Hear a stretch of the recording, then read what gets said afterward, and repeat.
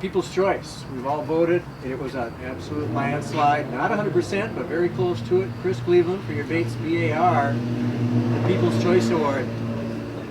Not the first time he's done this. Exactly. You're welcome, Chris. Thanks, Bruce. The Best Restoration Award is given to Chris Cleveland for his astonishingly beautiful 1951 Bates BAR. A meticulous piece of work.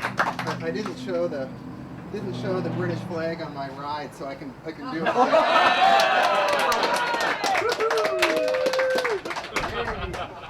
Excellent. Thank you, Chris. This is a 1951 Bates BAR, and it's a bike that I restored recently and rode in the 3-speed tour this year.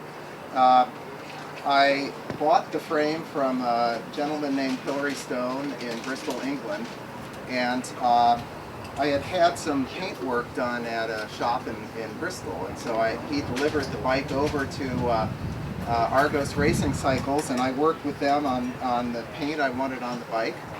I collected period correct parts for the bike and then assembled it this spring.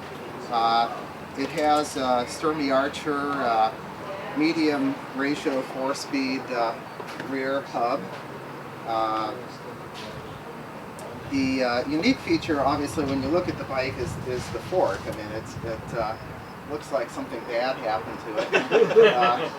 It's a design that Bates developed in the 30s and got a British design patent. It's called the diadrant fork. It's supposed to enhance the ride quality of the bike, but of course it doesn't feel any different from any other bike I've ever ridden, but it's fun to look at. The other unique thing about the frame is the 3 main tubes are Reynolds 531, but they're called the Cantaflex tubes, and they were specially drawn for Bates by Reynolds. And particularly if you sight down the length of the tube, you can see that the outer diameter increases toward the center. So the tube is flared out to a larger diameter in the center on the 3 main tubes. I haven't measured it with a caliper, but I suspect it's similar to a modern oversized steel tube dimension. And the idea was to increase the stiffness of the tube by increasing the diameter toward the center.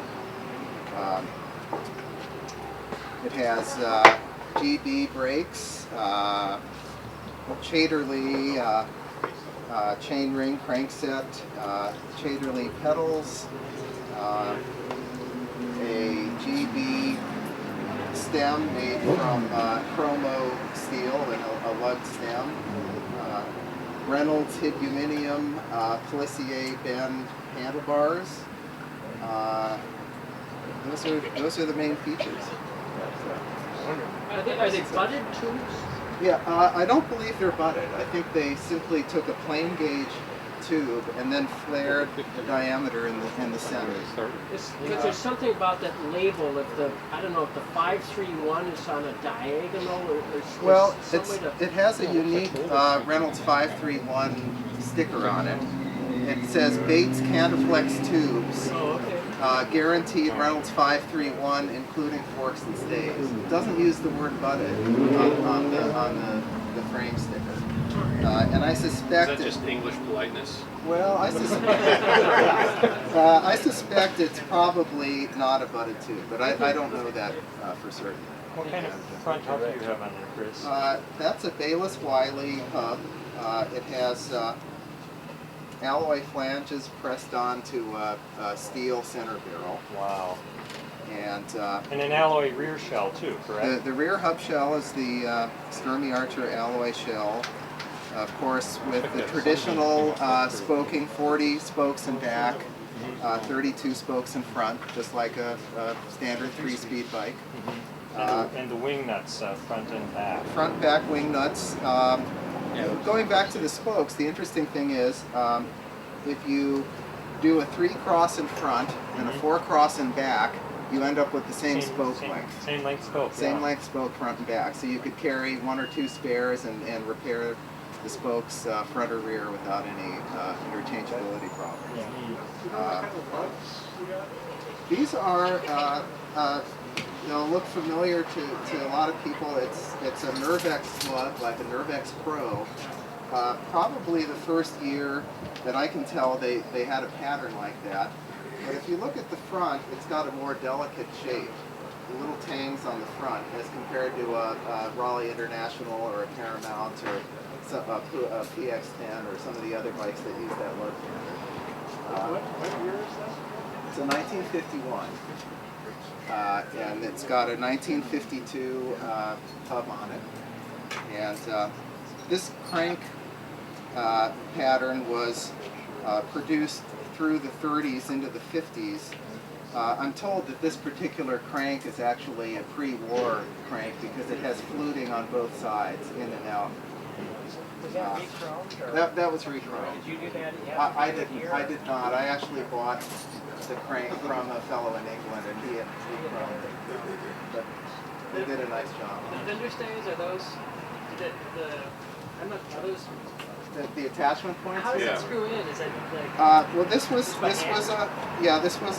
Bates feature. There's a little gloss grazed onto the fork and stay, and that's threaded, and it actually goes all the way through the wall of the tube. And then there's simply a threaded knob on here. Like, is it new fenders, blue valves? Or? Yeah, it's a new old stock Blue Mill Club Special. I don't know when they would have been made, but not unlike a fender that might have been on the bike originally. And the idea with this fender mounting is it would be quick to remove the fender from the bike. Not infrequently someone would ride a bike through the rain, English rain to a race and then strip the fenders off and race and then ride home.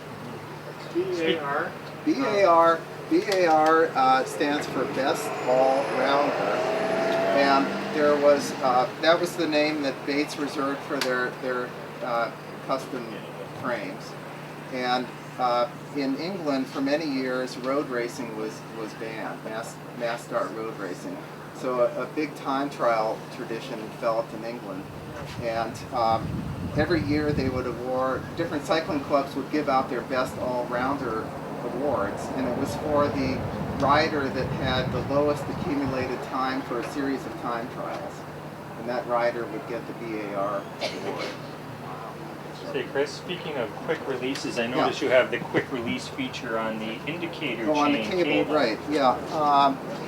I haven't been able to make it release very quickly myself. Maybe you can tell me how to do it, but the idea would be for a quick a wheel change or a tire repair.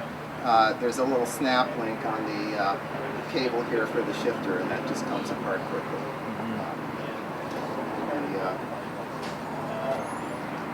The color I selected is actually called a Peugeot blue, and it's in the French blue. It's a French blue, shockingly, shockingly enough, but Still pretty. I think it's nice. That's beautiful. Wonderful. Decals were available? There's a company in England that has a large catalog of reproduction decals. Lloyd's? Yes, that's it. Lloyd's in England, and so they have these in there, ready to go in their files. And then pinstriping? This, they call it box lining, and that is done by hand with a fine brush. And the detailing, the lug lining, of course, is done the same way. Oh, beautiful, beautiful, It's beautiful, a surprise.